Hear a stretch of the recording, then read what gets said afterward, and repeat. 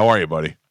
I'm great. Thanks for having me, Mike. Okay, if I can, real quick, I'm just gonna look at your background, and Galvin, can you see Andy's background? Yeah, I can see it. Why is it that Andy is allowed to have action figures and things in there, and you're not mad at him? They're organized. I geek out. Like, you have no idea. Like, I got a whole. Oh! Listen to me. Listen to me. Like, That is out of the whole thing, man. right. So That is out of frame. Yeah. And the stuff that is in frame is all organized, neatly, looks great. A lot of thought was put World into of Springfield. I guarantee, Andy, I refuse to let it go. Yeah. a lot of thought was put into what you put behind you, right?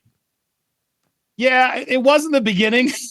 A lot of it got a little dusty because I don't. But yeah, no, I move it. I move it from time to time. But yes, the shelf that you see, like these, I was my favorite movie of all time. Do you know who this is, Mike? Let me see. I also have Funko Pops. That is from Shawshank. Yeah, that is They Red made and Andy. Shawshank Funkos. I was like, I gotta get that. I have a lot of Funkos, and Galvin gives me a hard time for them. And I have the Godfather Funkos. I have the Judge Smales Funko. In fact, what do I? Here I have Michael and Mike Calta Funko. Which? Let me see that one. That is so funny. You can make your own. I know I have one of those as well. Yeah. I did that in L.A. Anyway, is that thank you for noticing. Is that an MTV Movie Awards award? Say again? Is that an MTV Movie Awards award that you have behind you? There is an MTV movie. Yeah, back in 2007, I won for a short called United 300. No kidding. Which was pretty risky at the time because it was a combination of United 93 with 300. So it was terrorists took over a plane and 300 Spartans were inside and killed them all. And it was literally they air Mark. It's a funny story. Mark Burnett is literally there producing the show. It's live across the globe. Right. And I was a Yahoo contest, and I'm there, and he's like, "Can I curse?" No. Oh, I can't curse. No. I don't curse. Okay, I guess that's right. We're on the radio. Sorry, Mike. I'm going to use it. Okay. I'm glad I asked. Yeah, me too. I'll censor myself. We're like 5 contestants are there. We are, and clearly he zooms in right to me because it's going to air live. My short, and he clearly predicting that I'm going to win it. He's like, Andy. And he gives me a hand. He comes right in my eyes. If you F with me, but he didn't say F. Right. Because he knew I was going to be live. But it's look it up. United 300. I'm very proud of that short. It was very respectfully done. That's great. I think that's so funny. Andy Signore joins us because the last time we had you on the show, it was in the middle of the Justin Baldoni, Blake Lively lawsuit, which I have to be honest with you, I know nothing about. I've learned most of it from listening to you and watching news clips on there. And now, since we spoke to you last time, you were following it so much, same way you did with the Johnny Depp trial, that you've become an authority on this situation. And then you ended up getting a subpoena. Now, I am a guy who's been subpoenaed plenty of times before in the past. Was that your first one?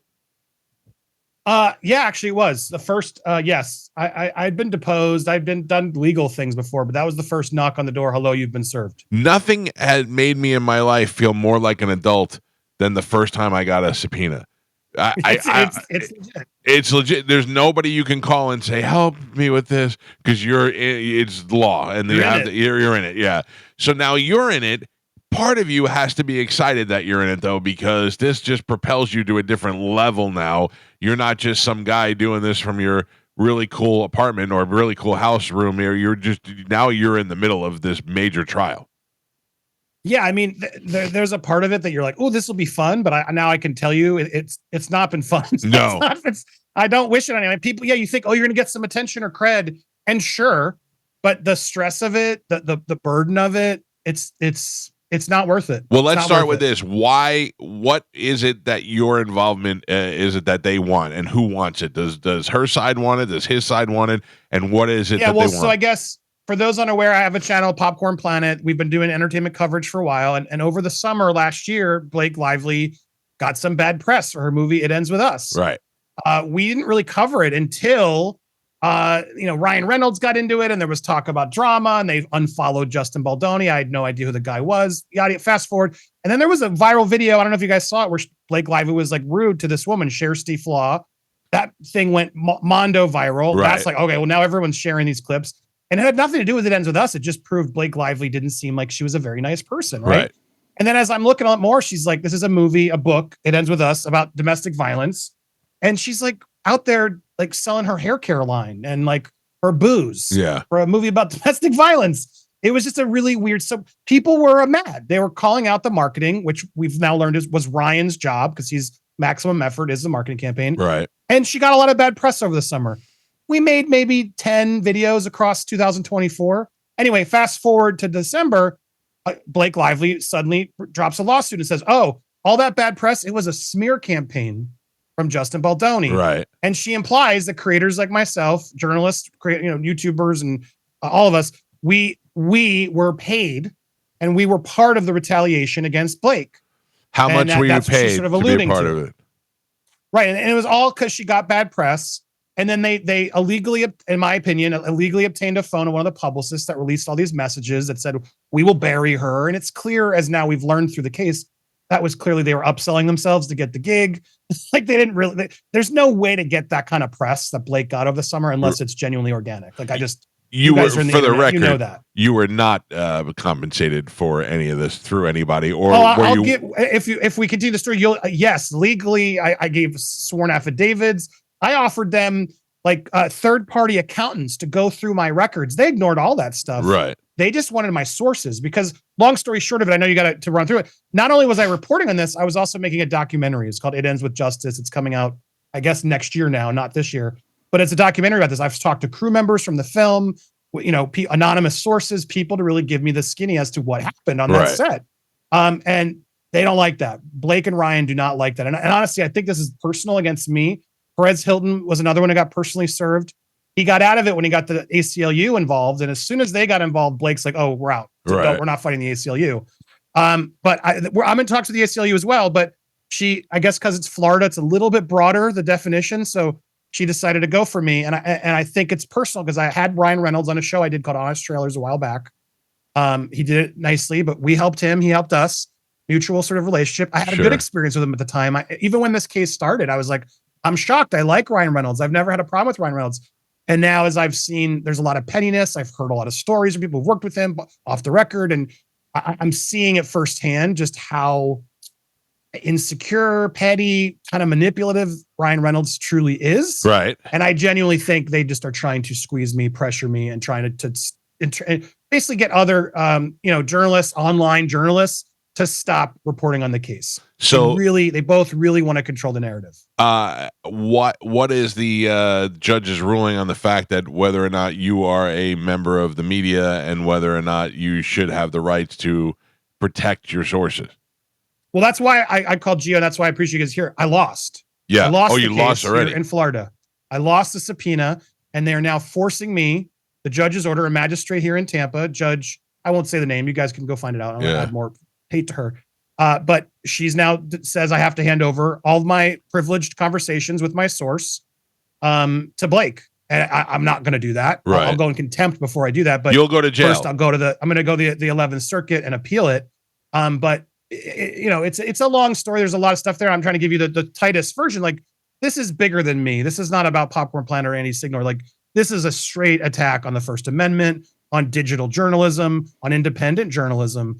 And it's terrifying. Like, Ryan and Blake are digging their heels in and digging themselves so deep just because they refuse to admit, I was rude to that woman in a junket. Right. Yeah, I was I had made some dumb marketing moves. Yeah, I kind of took over this film and I'm kind of a bully, and I've admitted in interviews. Rather than just own what they did, they're painting this whole weird sexual harassment nonsense, retaliation nonsense to try to save face. And they will do anything they can, and their money and their power, their agencies in Hollywood.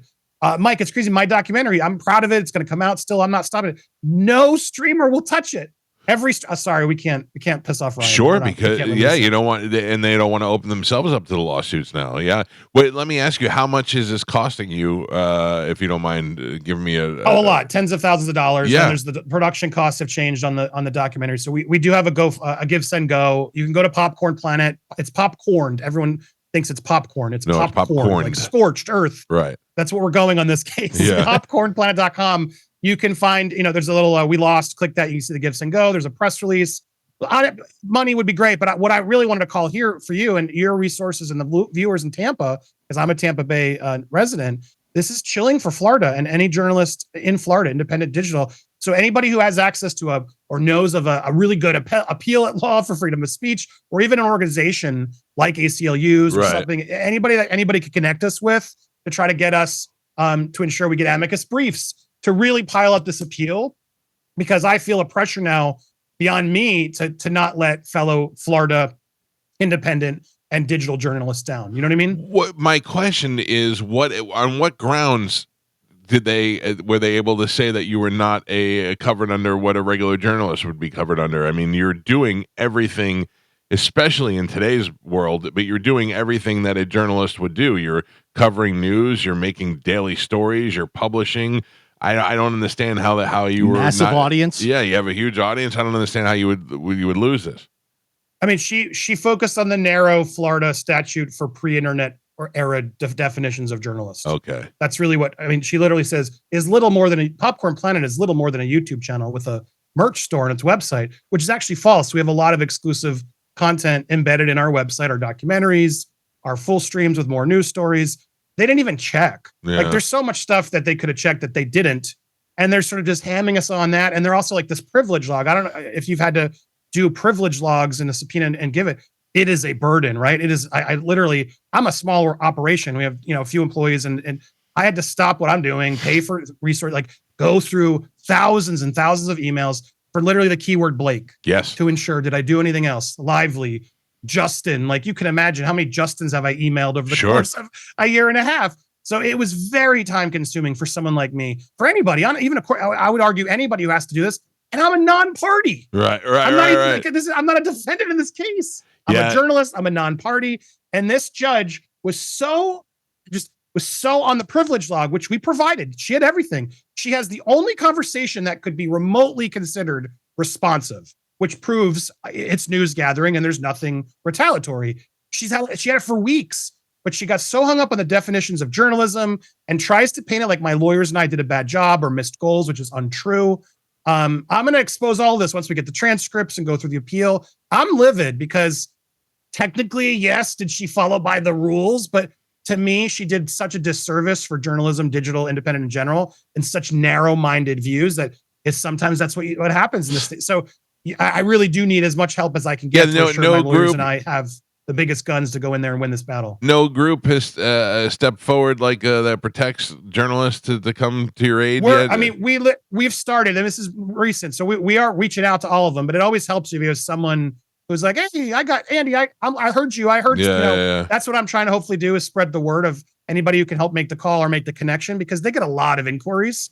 And so I'm trying to ring the bells and raise my voice enough to sort of hopefully, in these types of appearances, get that sort of support, or at least monetary support, so we can then, do what we got to do on our end. Because why did I need to spend tens of thousands of dollars just because Blake Lively asked? What's also so frustrating is she has the correspondence. Yes. She got it. Yeah. This is a federal case in New York that's sealed.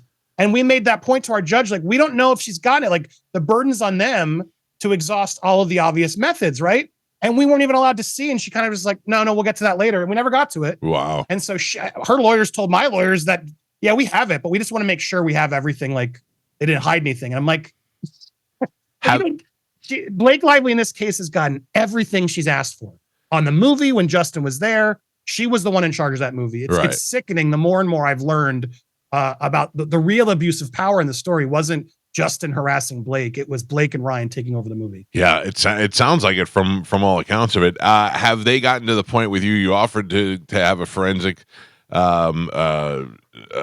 tax guy, money guy go over it. Accountant. God, I couldn't get that out. A forensic accountant look at it to see if there's any money exchange. And have they gotten to the point where they've gone through your phone records?